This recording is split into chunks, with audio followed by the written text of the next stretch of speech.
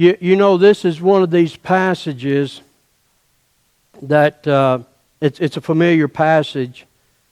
And today, while we were in Romans chapter 8, we've been, actually, if you want to get a good understanding, you couple 6, 7, and 8.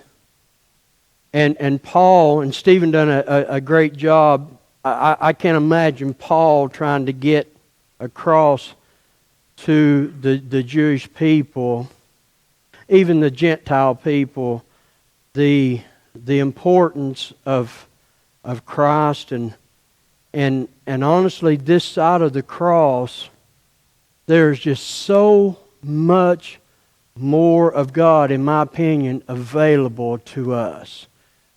We don't need a priest. We don't need a human intercessor. We don't need anyone. We can approach the holy God ourselves. What an honor that is. Boy, what are we missing out? In this passage today, this is prior to the cross, of course, maybe 700 years earlier or 600 years earlier. And we hear how people pray and God answers. And not only that, at some point, because we're going to be talking about Elisha, I don't even know that Elisha was necessarily praying more than he was listening and heard knew he had heard the voice of God. And here we are on this side of the cross, and it seems like we are so limited, and this is not part of my sermon, but God hasn't changed. In my opinion, we've almost handcuffed the work of God in our life. And we need to figure out how to allow God to be the God that He truly wants to be in our life. In this passage, I first preached this passage anyway in 2006. And in that, I was, again, I could tell by the tone of my message that the Lord was dealing with me about the condition of the nation. And I began to think about that and look at a lot of my sermons, and I thought maybe, just maybe, I came too early with the message and too often with the message, because too early and too often sometimes has lessened the impact of the message.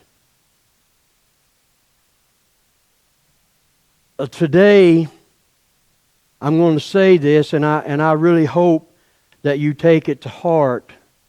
It's not a deep subject at all, but it's one that's so needed, because this passage is dealing with an area that every one of us have faced and will surely face again. And the Lord is speaking to us, telling us, do not be afraid. Today, it's really hard not to be. With everything that's going on, we see the mayor in Seattle calling these protesters patriots that have now taken over 6 blocks of that city since Monday. We see many other mayors and governors think that this is not a bad thing. We see councilmen, councilwomen, I believe it was out of Minneapolis, that unanimously passed either a proclamation or anyway stating they need to defund the police, that they need to get rid of our police, turn their station into a community center. Folks, let me tell you, it will be nothing but anarchy. Do you want me to show you what a nation will look like if this happens? We defund the police department, it'll look like the church.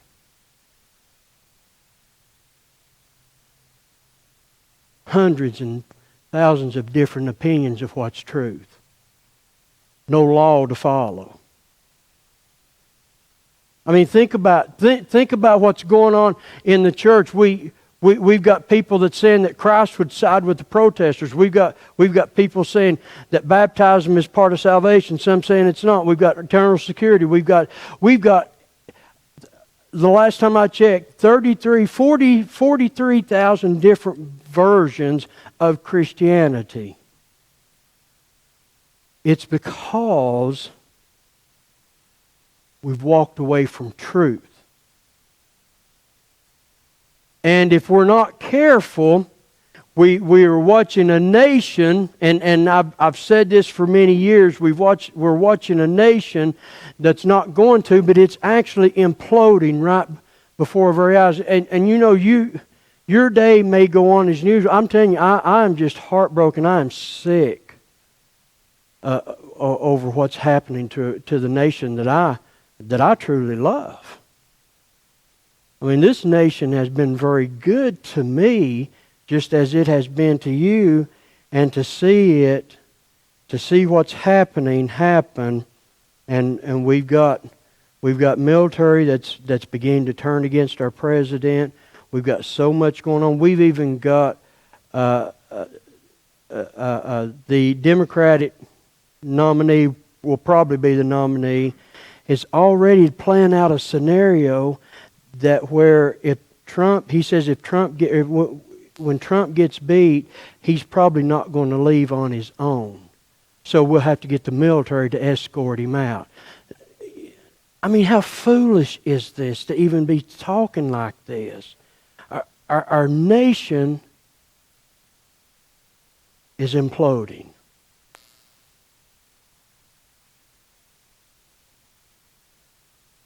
And I don't hear the cries.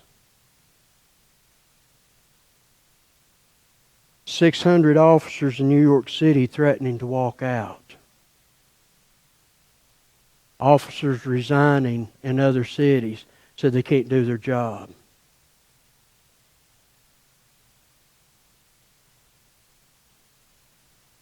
I understand why the Lord is impressing upon me so strongly that there's got to be a change. Because the only guiding light this nation has left is the church. And the church's light is not shining too brightly. That must change. In the book of 2 Kings chapter 6,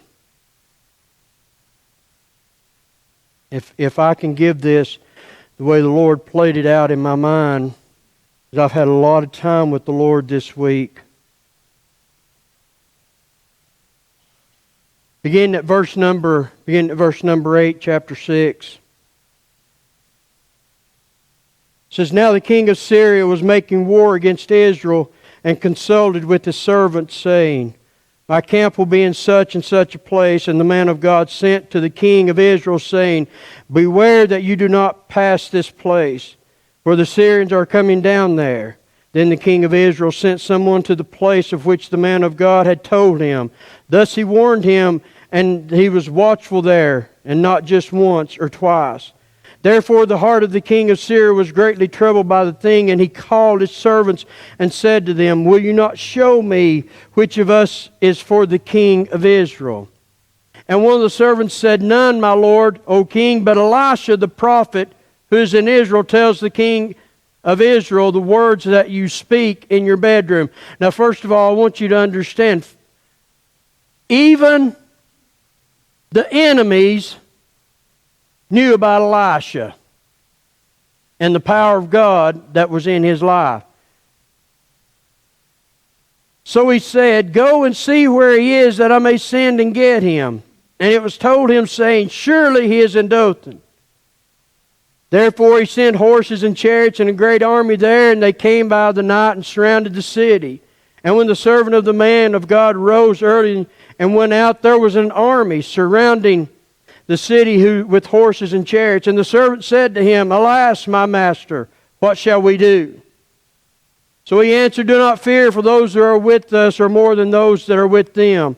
And Elisha prayed, and the Lord said, Lord, I pray, open his eyes that he may see. And the Lord opened the eyes of the young man, and he saw.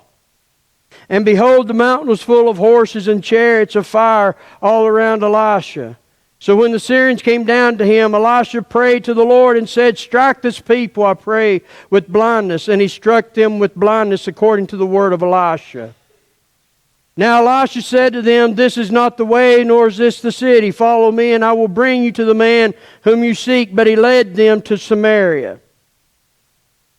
So it was when they had come to Samaria that Elisha said, Lord, open the eyes of these men that they may see. And the Lord opened their eyes, and they saw, and there they were inside Samaria.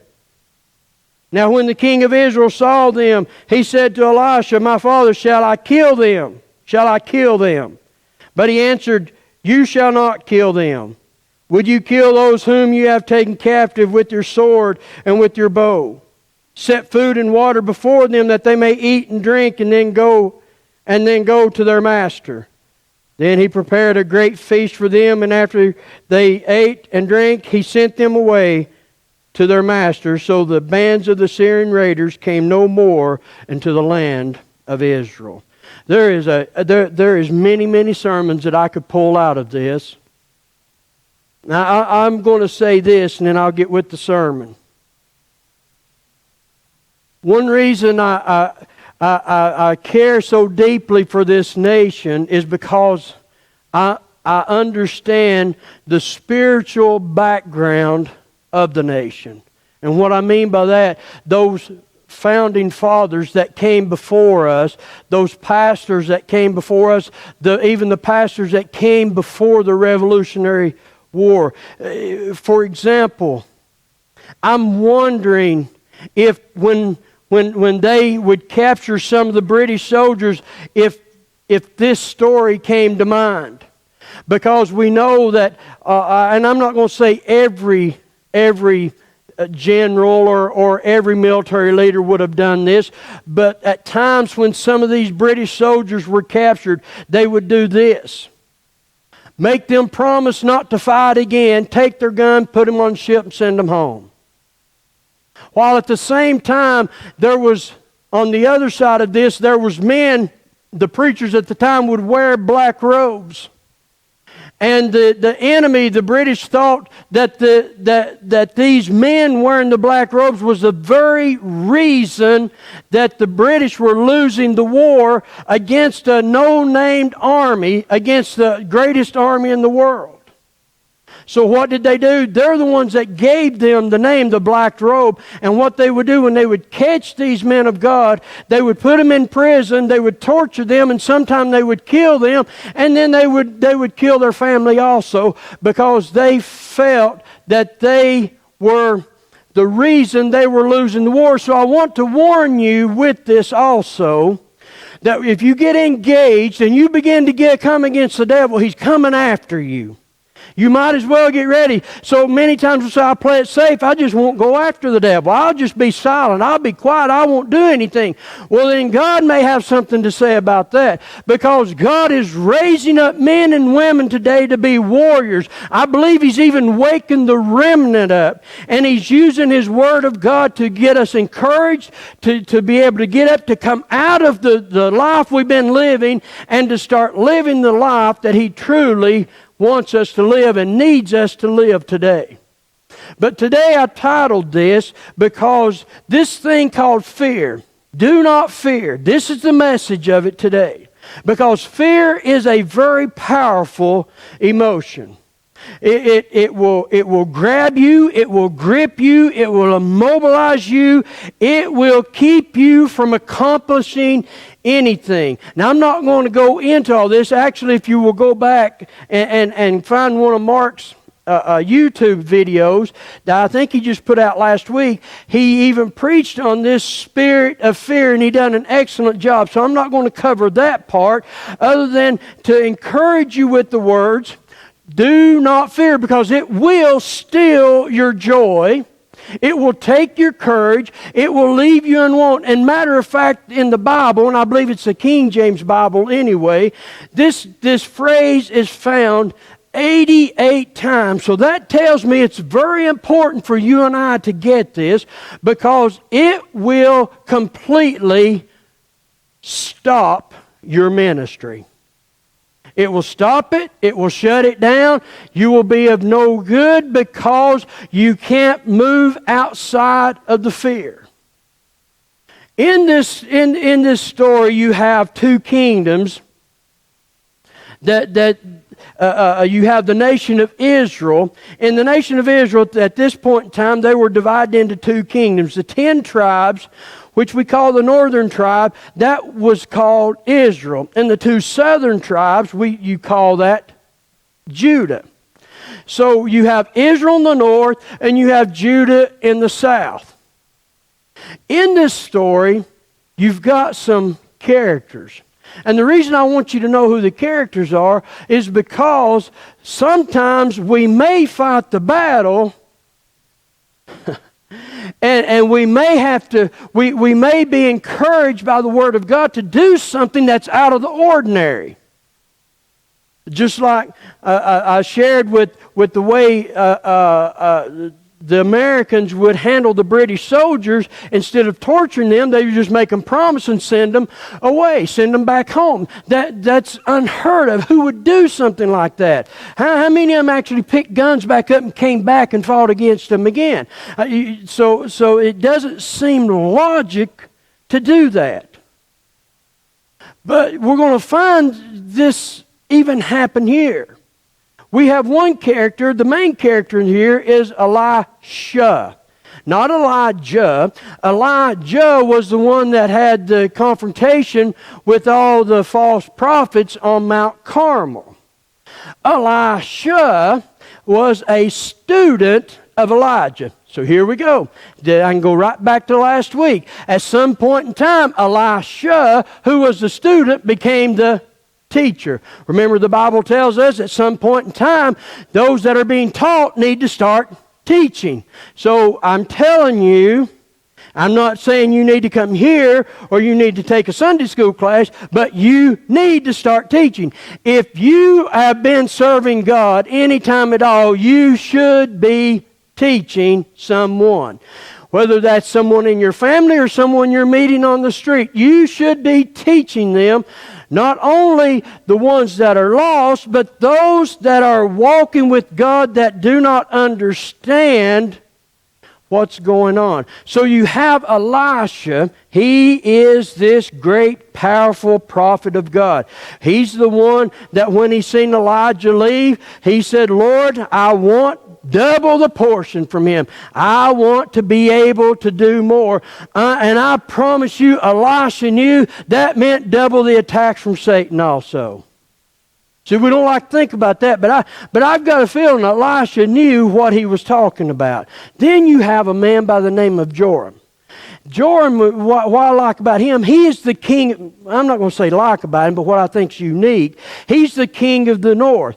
Who is Joram? Joram is the son of Ahab and Jezebel. Get the connection here. Who fought against Ahab and Jezebel? Elijah. So now you've got Elisha coming, is coupled together now with Joram, the son of Ahab and Jezebel. So we know because of the past between his master Elijah and his parents Ahab and Jezebel that there's probably not a great friendship going on here. They're probably not going to a barbecue together. They're not hanging out. They're not buds. They're not any of these things. But we're going to see what God's going to do that we would never think that would be feasible. You have another character in this called Ben-Hadad. I guess is the way you pronounce his name. It's Ben-Hadad. Ben-Hadad. And he was the king of the Armenians. These are the ones that was fighting against and harassing the northern kingdom where Joram was the king. So here we have the Arameans coming against them. And then, of course, with this servant, this is a brand new servant of Elisha. He's not given a name, but I will say this. I will have to say this. One of the servants that was serving under Elisha, he began to mishandle things. He began to do things that wasn't right. He might have been taking some money under the table. He was doing some things that wasn't right in the eyes of God, and he was struck with leprosy. So I'm going to tell you now, I'm going to warn you, be careful how you handle the Word of God and the things that you do. See, on this side of the cross, we think because of grace, we can just do anything we want to, and God's just going to be okay with it. If you're not careful, you might get struck down with leprosy. If God was to strike one person down with leprosy for doing something in offense to Him, we'd probably all straighten up. The only thing I've got to say is, Lord, don't let it be me. Let it be Scott, but not me. No, I take that back. Trish gave me an evil look. I'm not afraid of Scott, but I am afraid of Trish. So you've got the Aramean king, Ben-Hadad, and he's going after the king of the northern tribe of Israel, King Joram. Here's the problem. The Aramean king, he kept having issues. He would bring his finest generals together, and they would work out a strategy, and every time they would set a strategy out where they could ambush the north. Every time the king of the north, Joram, would avoid that area. So he knew there had to be a leak in the camp. There had to be a spy. What was unknown to him was Elisha was warning King Joram where the ambush was about to take place. Remember, Elisha and King Joram is basically in conflict because of the history there. But here, the Lord has him helping the king of the north. Oh, but he's not a good king at all. Go figure that one out.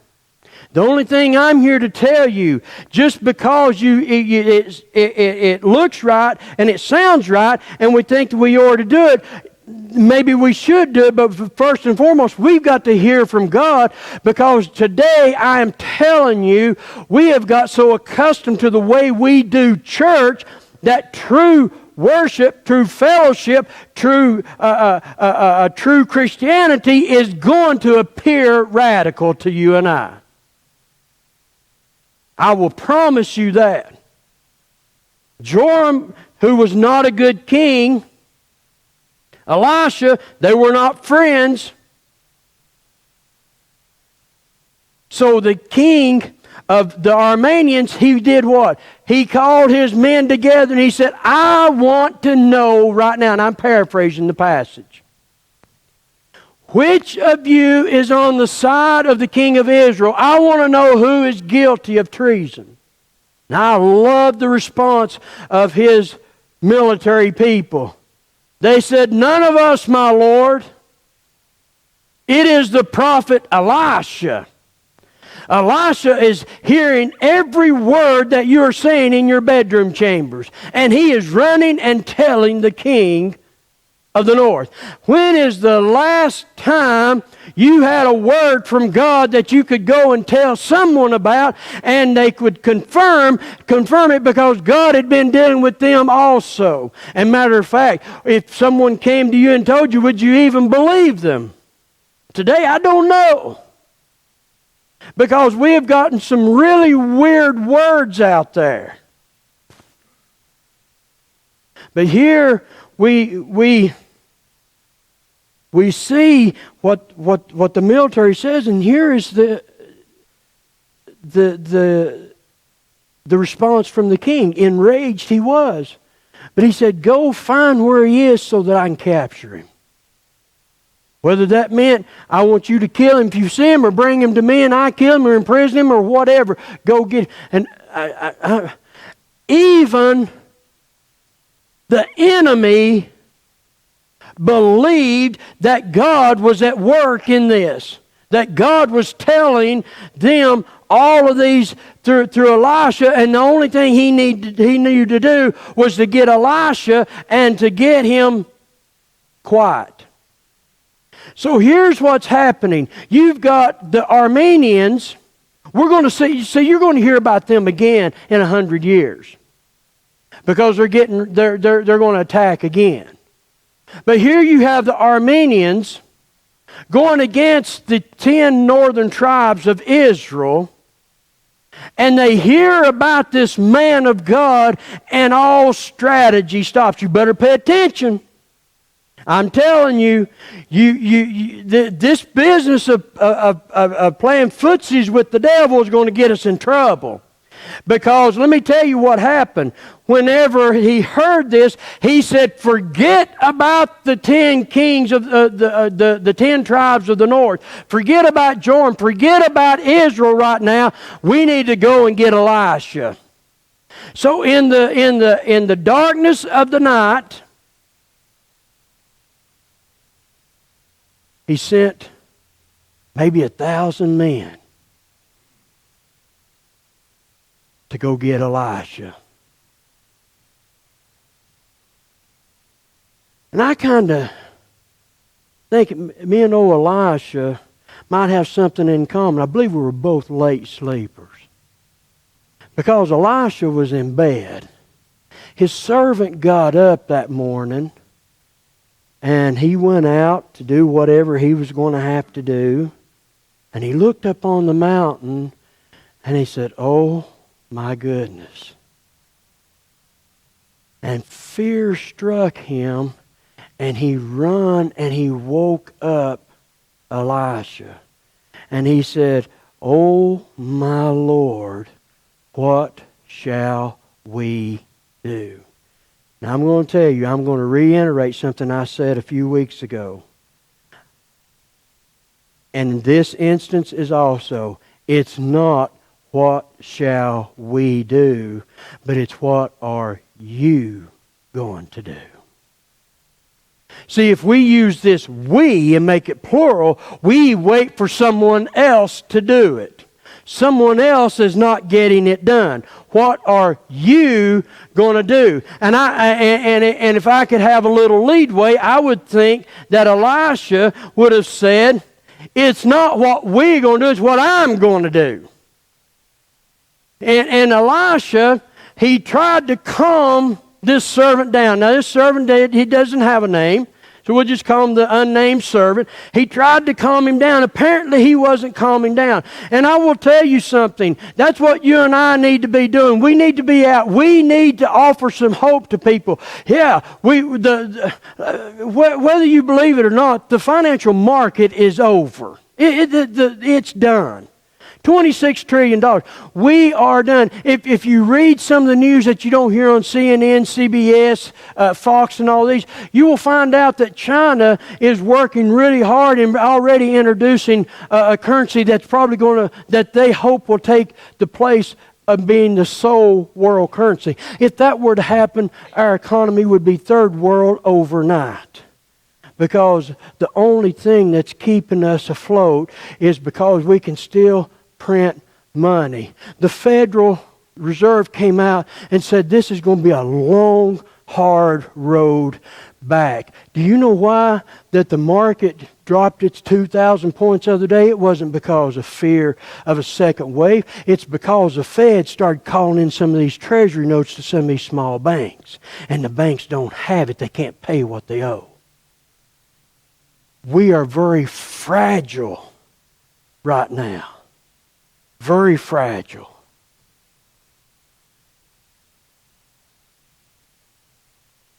And we need to be able, listen, because you tell people truth, you should be able to tell people truth. You don't need to worry about telling them truth. If that gets them all bent out of shape, then you can try to calm them down. If you can't calm them down, you know what we need to be able to do?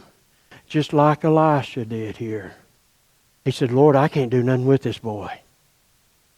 So I'm asking you to open his eyes that he can see what I see. And you know what happened? The Lord opened his eyes. And fear left this servant.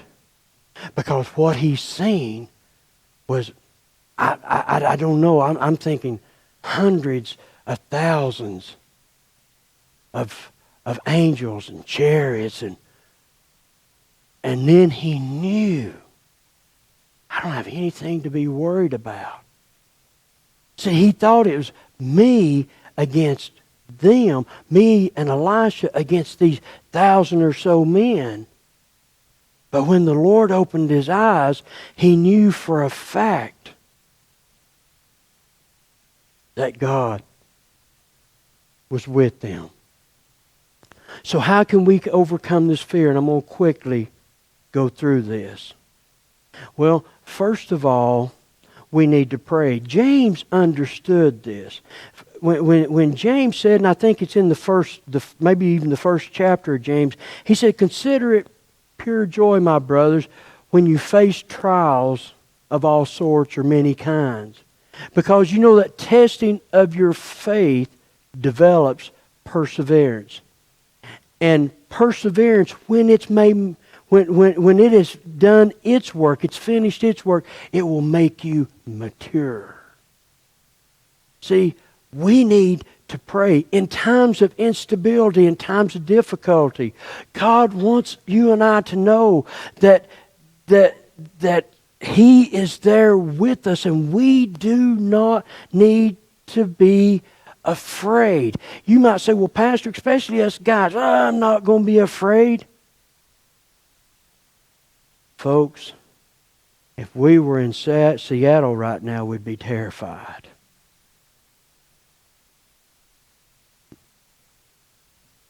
One of my fears, this nation is headed to a civil war. You've got mayors and governors that's calling these protesters that's taking over cities and rioting and that they're calling them patriots. And then you've got Governor Lee from the great state of Tennessee that stands up and says, if you think you're coming to our state and taking over our city, you've got another thing coming. It's not happening in Tennessee. Do you realize we've got people drawing lines in the sand? If we're not careful, we're going to have state against state.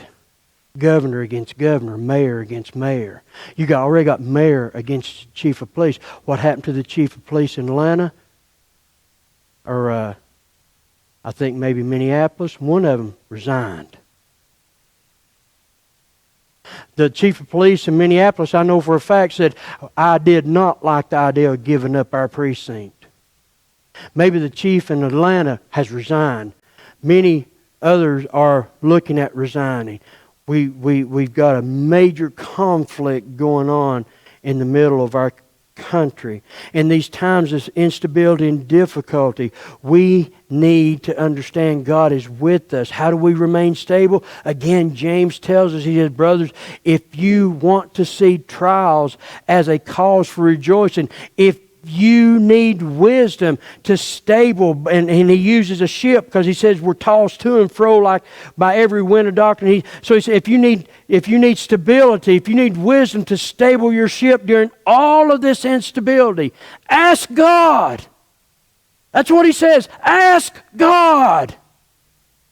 You need to pray and believe. You need to believe what you preach. You need to believe what you sing. You need to believe what you say. I'm telling you, because people can identify a fake a mile away. They will know. Your family will know. Let me tell you, your husband, your wife, your son, your daughter, whatever, they will know because